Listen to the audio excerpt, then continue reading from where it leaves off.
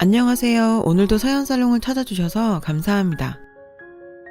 저는 혼자 살고 있는 돌싱 30대 후반 여자입니다. 이혼하고 혼자 사는 지금 비록 절 보는 시선들이 좋진 않지만 마음은 참 편합니다. 그도 그럴 것이 저의 결혼 생활이 참 악몽 같았었거든요. 남편은 저보다 4살 위인 대학 선배였어요. 자상하고 다정한 선배로 친해졌다가 연애 감정이 생겼습니다. 저는 졸업 후 바로 취직을 했고 남자친구는 1년 정도 백수로 지내다가 직원이 몇 명 없는 소기업에 취직을 했습니다. 사실 그때 결혼에 목을 메었던 것은 저였어요. 남편이 잘생기고 인기가 많은 사람이었거든요. 대학 시절에도 좋아하는 여자들이 많았고 저랑 사귄다고 하면 의아해하는 시선들도 많았어요. 그랬던지라 저는 남편을 붙들기 위해 결혼이 꼭 하고 싶었습니다. 남친은 제가 결혼 이야기를 꺼낼 때마다 시큰둥 했었어요.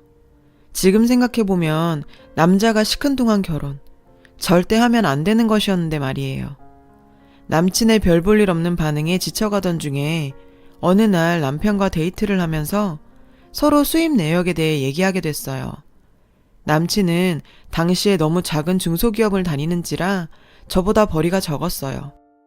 남친은 저도 비슷한 벌이일 거라고 지레 짐작했던 것 같더라고요.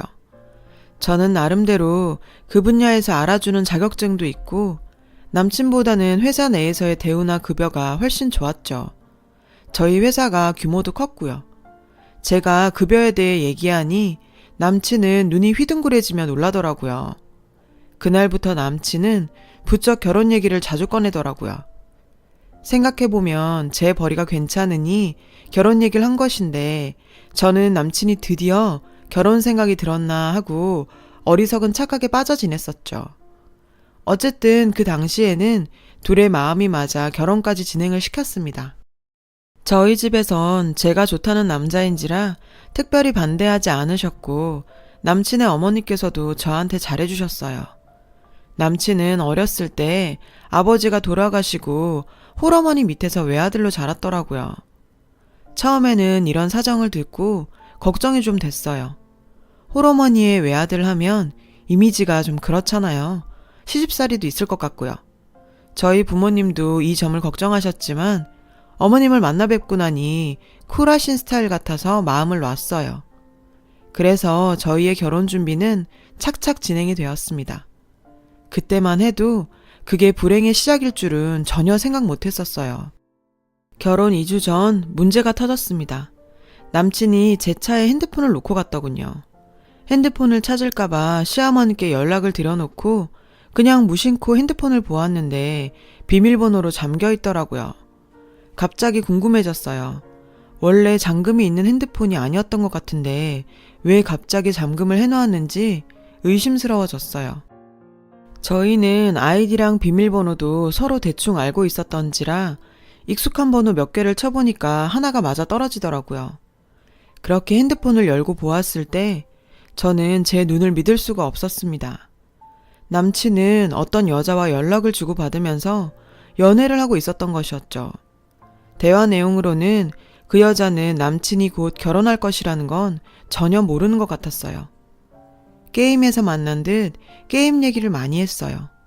부들부들 떨면서 핸드폰을 한참을 들여다보았습니다. 그 여자랑 실제로 만나서 찍은 사진들이 있었죠. 참 다정해 보였고요. 그리고 자기야 사랑해 등등 둘은 누가 봐도 연인 사이였습니다. 잠시 후 시어머님께 연락을 받은 남친이 핸드폰을 찾으러 왔을 때 따귀를 때리면서 핸드폰을 던졌습니다. 제가 보고 있던 화면을 본 남자친구는 얼굴이 새하얘지더군요. 언제까지 날 속이려고 했던 거야? 결혼해서도 총각 행세를 하고 다니려고 했어? 이제 결혼이 2주밖에 안 남았는데 어떻게 이런 짓을 할 수가 있어? 제가 소리를 지르자 남친은 무릎을 꿇고 빌기 시작했어요. 눈물까지 흘리면서 변명한 내용은 이러했습니다. 남자들 그런 거 있어. 넌 모르겠지만 결혼 전에 괜히 우울하고 내 자유는 이렇게 끝나나 싶고 그런 거. 그래서 잠깐 게임에서 만난 여자랑 좀 놀았던 거야. 오래 만난 사이도 아니고 그냥 잠깐 놀다가 정리하려고 했어. 제발 믿어줘. 그날 집에 와서 부모님 모르게 펑펑 울었죠.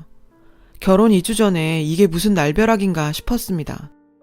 당장 결혼을 취소하자니 후폭풍이 무서웠어요. 주변에 파혼딱지가 붙는 것도 싫었고요. 결국 제가 제 무덤을 파고 만 거예요. 아무에게도 가족에게도 말하지 않고 결혼을 그대로 진행시켰습니다. 그때 그만두었어야 했는데요. 결혼은 했지만 신혼여행에 가서도 남편 꼴도 보기 싫더라고요. 냉랭하게 신혼여행 지내고 와서 신혼집에서 생각에 잠겼습니다. 평생 이렇게 살 거 아닌 이상 남편을 용서하고 받아주기로 했습니다. 남편과 소주 한잔 하면서 이런저런 살아온 얘기들 하고 저번에 있었던 그 사건들 얘기하니 남편은 죽을 죄를 지었다며 미안해 하더라고요. 정리한 것이 확실히 맞다는 것을 확인하고 화해를 했습니다. 남편의 말대로 결혼 전 잠깐의 불장난이었겠거니 그렇게 생각하기로 했습니다. 다만 앞으로는 핸드폰에 잠금 없이 무조건 제가 볼 수 있도록 하라고 했어요. 남편은 군소리 없이 동의했고요. 그렇게 한동안은 평화롭게 지냈어요. 결혼 1년 후 임신도 하게 되었죠. 남편의 벌이가 좋지 않아서 제가 맞벌이를 해야 했어요. 아이 낳고 잠깐만 쉬려고 했는데 그게 계획대로 되지가 않더군요. 임신한 지 3달째 되었을 때 갑자기 피가 흥건해서 놀라 병원을 갔습니다. 병원에서는 유산기가 있다며 절대 누워만 있으라고 신신당부하더라고요. 저희 부모님도 난리 나시고 어머니도 난리셔서 당장 직장 휴직에 내고 집에서 누워만 있었어요. 아이 지키는 게 우선이었으니까요. 그런데 처음에는 그러려니 하던 남편이 점점 부르퉁해지더라고요. 한 달이 지나 수입이 적어진 게 눈에 보이니 불안해진 것이었죠. 저는 남편이 이해가 가면서도 원망스럽더군요. 제가 일을 영영 안 할 것도 아니고 임신 기간에 잠시 쉬려는 건데 그렇게 못마땅해 할 일인가 싶었네요. 남편은 저보고 매일 어디 아파? 아픈 건 아니잖아. 이제 좀 슬슬 일해도 되지 않나? 라며 은근히 압박을 넣었습니다. 저는 아이를 지키라는 부모님들과 일을 하길 원하는 남편 사이에서 난감하기만 했어요. 어쨌든 쉬면서 지내면서 병원을 오가고 검사들을 많이 받았어요. 병원에서는 이제 좀 안심해도 된다면서 조금씩 활동을 하면서 지내라고 하더군요. 일 같은 무리한 일은 절대 금물이지만 가벼운 활동은 괜찮다고요. 그래서 그날 집에 와서 오랜만에 남편의 오래된 옷들을 좀 정리하기로 마음먹었어요. 장롱에서 낡은 코트 몇 벌 꺼내서 버리려는데 코트 주머니가 상당히 묵직하더라고요. 의아해서 주머니를 뒤졌는데 핸드폰이 나왔습니다. 그 핸드폰은 누가 봐도 예전 것은 아니었고 최근까지 쓰고 있는 것이 분명해 보였어요. 손이 덜덜 떨렸죠. 설마 하면서 핸드폰을 보았을 때 저는 다시 좌절할 수밖에 없었습니다. 이번에는 남편이 저 말고 다른 여자들과 놀아난 정황이 핸드폰 안에 있었죠. 원래 핸드폰은 저에게 보여주는 용도로 쓰고 다른 핸드폰을 옷 속에 숨겨놓고 바람 피우는 용도로 썼던 것이었어요. 저는 지독한 배신감에 펑펑 울었습니다. 임신까지 한 아내를 두고 어쩜 이럴 수가 있는지 남편이 죽도록 믿고 원망스러웠어요. 파혼 생각은 못했던 제가 그때는 이혼 생각이 들더군요. 무슨 정신이었는지 기억도 안 나지만 그 증거들을 전부 제 핸드폰으로 찍어 보관해 놓았습니다. 그렇게 몇 시간을 이것저것 뒤지고 찍어놓고 난리를 쳤는데 어느 순간 아래로 피가 뚝뚝 떨어지더라고요. 다급히 병원에 갔고 의사가 깜짝 놀라서 저를 다른 환자들보다 먼저 초음파를 봐줬어요. 그 결과 아이가 사산되었다는 진단을 받았습니다. 남편의 바람, 아이의 유산, 그 모든 일이 하루에 일어난 것이 믿어지지가 않았지만 그게 현실이었어요. 일단 수술을 해야 했어요. 수술하고 몸조리하고 집에 올 때까지 남편에게는 한마디 말도 안 했습니다. 남편은 제가 몸이 안 좋아서 그렇겠거니 여겼나 봐요. 별로 궁금해하지도 않더라고요. 집에 와서 꾹꾹 참던 화가 터져버리고 말았어요. 남편의 바람을 추궁하고 핸드폰을 전부 봤다고 말했습니다. 남편은 이번에도 빌기 시작했어요. 미안해. 사실 회사에서 나한테 추근덕대는데 거절하기도 미안하고 그래서 어쩔 수 없이 그렇게 됐어. 내가 미안해 여보. 그렇지만 이번에는 저도 참을 수가 없었죠. 저는 당장 전화를 걸어 시댁으로 간다고 얘기하고 남편과 함께 어머님께 찾아갔어요. 시어머니는 유산을 하고 나서 몸조리해야 할 제가 오니 뭔 일이 있긴 있나 보다 짐작하신 것 같았습니다. 어머님께 그동안 남편이 저질렀던 짓을 모두 얘기했습니다. 어머니도 아셔야 할 일이라 생각했어요. 아들 일이잖아요. 결혼 전 바람부터 시작해서 제가 임신 중에도 다른 여자랑 놀아나면서 핸드폰도 2개씩 갖고 다녔던 것 전부 얘기했습니다. 그런 말 있잖아요. 며느리도 자식이라고요. 제가 물론 결혼한 지 얼마 되지는 않았지만 남편이랑 같이 살기로 약속했고 남편의 아이도 가졌었고 시어머니가 아무리 자기 자식이 먼저라고 해도 이런 경우에는 제 편을 들어줄 줄 알았어요. 그런데 제가 예상했던 반응과는 정반대의 반응을 보이더군요. 평소에 쿨한 척은 혼자 다 하시던 어머니가 버럭 고함을 지르셨어요. 예, 너는 남자가 집에서 가만히 살림이나 하라는 거니 뭐니? 남자가 바깥일 하다 보면 여자랑 친하게 지낼 수도 있고 뭐 그런 거지. 그런 걸 가지고 시어머니한테 와서 이게 야단법석을 떨 일이니? 넌 도대체 가정교육을 어떻게 받은 거니? 시어머니의 그 말에 벙쪄서 한동안 말을 하지 못했네요. 어머니께선 계속해서 소리만 지르셨어요. 내가 제 장가 보낼 때 생각했다. 내 자식보다 네가 인물도 떨어지고 너 뭐 별 볼 일 없다 싶었어. 그래도 내 자식이 좋다 하니 장가 보낸 거야. 어디서 고마운 줄 모르고. 그렇게 한참 헛소리만 듣고 집으로 왔습니다. 유산 후 조리도 덜 된 몸에 시어머니의 반응으로 충격받은 저는 한동안 몸살을 앓았어요. 남편은 그날부터 저한테 굉장히 쌀쌀맞게 굴고 바람핀 것에 대해서는 전혀 미안해하지 않았어요. 시어머니의 그런 모습에 굉장히 의기양양한 것 같더라고요. 처음에는 미안하다고 형식적 사과라도 했지만 나중으로 갈수록 내가 뭐 어쩌라고 하는 반응이었어요. 일이 그렇게까지 되었을 때 저는 확실히 제가 실수했다는 것을 알았어요. 이 남자랑 결혼한 것부터가 실수였고 시어머니에게 바람핀 것에 대해 말한 것도 실수였고 그냥 결혼 생활의 모든 것이 다 실수였던 거죠. 그 실수를 어떻게 돌이킬까 곰곰이 생각했습니다. 일단 재취업을 하기로 결정짓고 이력서를 넣는 등 구직 활동을 하면서 이혼 절차에 대해서도 알아보고 다녔어요. 남편과는 당장은 아니어도 계속 살 수는 없다는 생각이었죠. 생각보다 이혼이 간단하진 않더라고요. 이혼에 대해 진지하게 생각하던 중 어느 회사로부터 취업 제안을 받았고 당장 면접을 보고 회사에 나가기 시작했어요.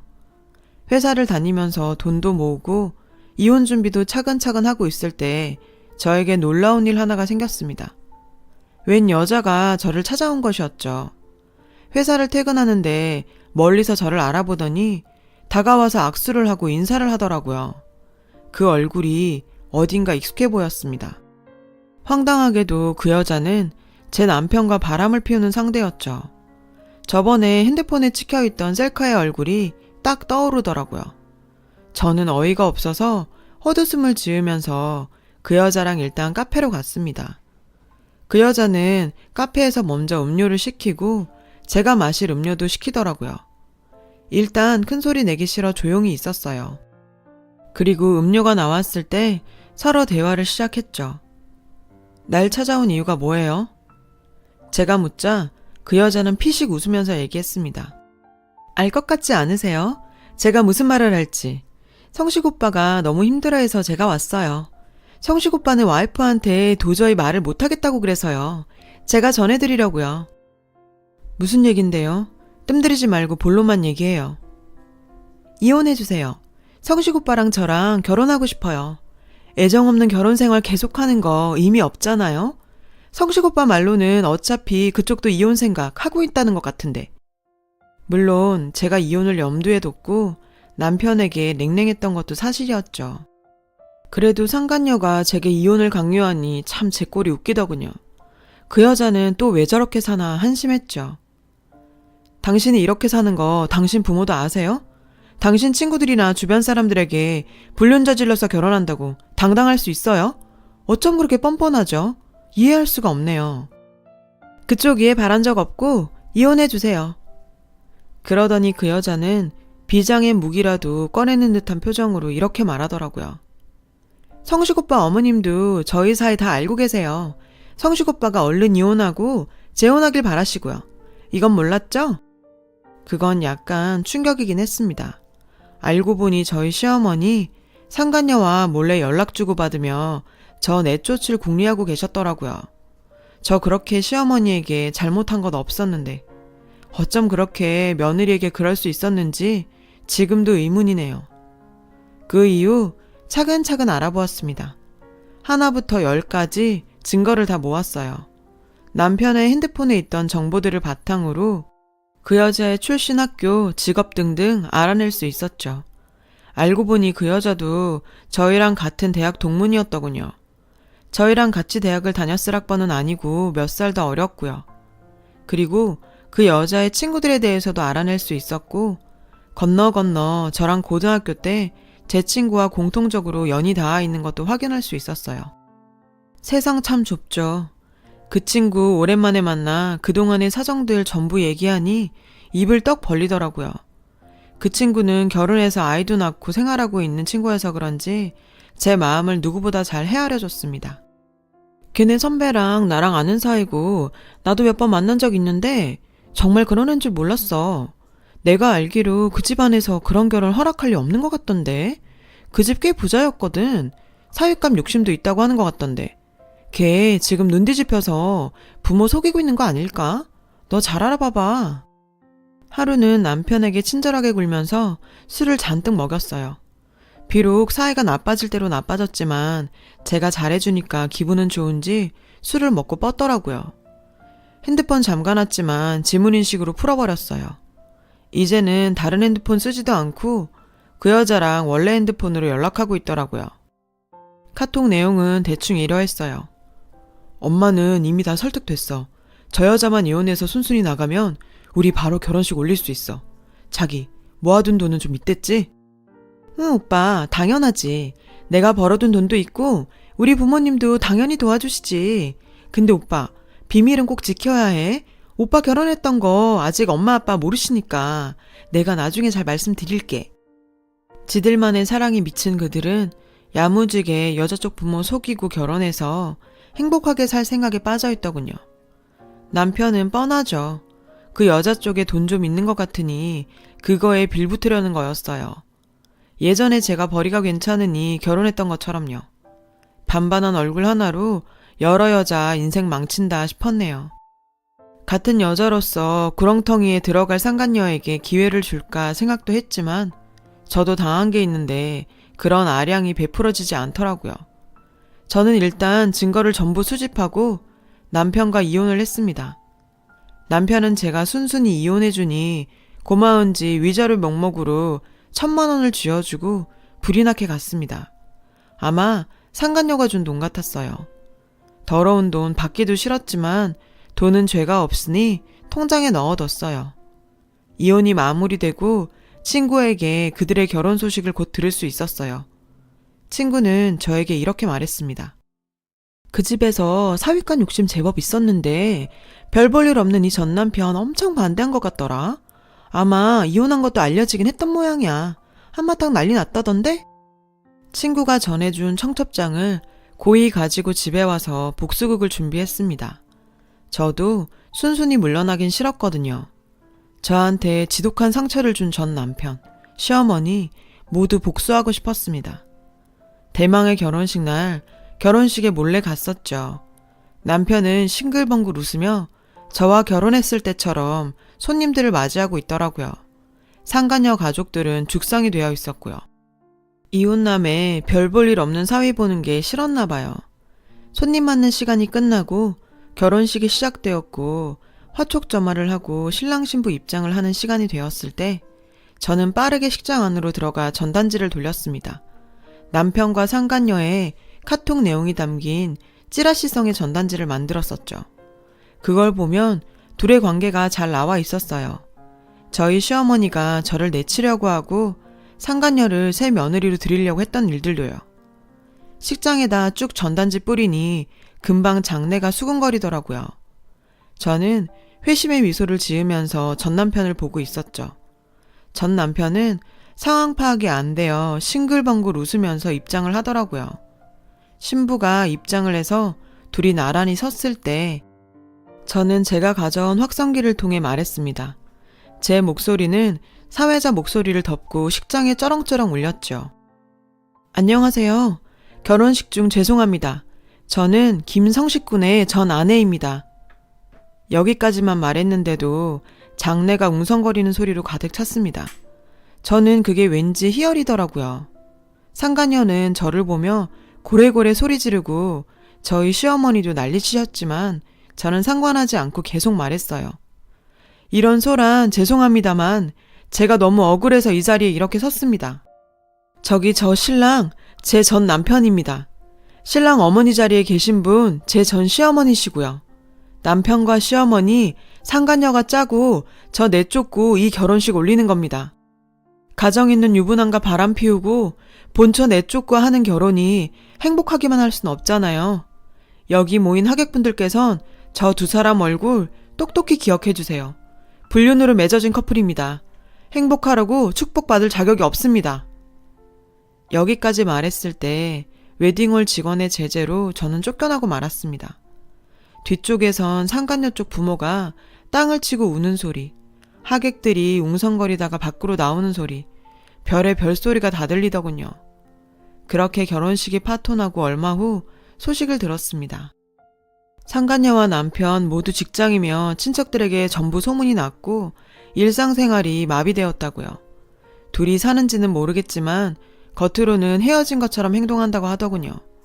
상간녀 쪽 부모님이 이를 갈며 남편을 원망한다고요. 사실 일 저지르면서 후폭풍이 두렵기도 했었는데 의외로 전 남편에게 욕설 섞인 전화 한 통 받은 거 외에는 별일이 없었네요. 남편은 무슨 방해죄로 저를 신고한다고 길길이 날뛰던데 저는 할 테면 해보라 했습니다. 그런 일로 징역을 살 리도 없을 뿐더러 설사 법의 심판을 받는다 해도 저는 당당하다고요. 제가 한 짓 아무도 손가락질할 사람 없다고요. 전 남편은 자기도 부끄러운 건 아는지 저를 신고하거나 하진 않았어요. 그 이후로 저는 계속 혼자 살고 있습니다. 이 일이 있었던 것도 꽤 오래전에 일이 되었고 지금은 다 잊고 평화롭게 살고 있어요. 가끔씩 그때 받았던 수모를 생각하면 우라가 치밀지만 지나간 일이거니 하면서 덤덤하게 살려고 해요. 어쨌든 나름으로 복수도 했으니까요.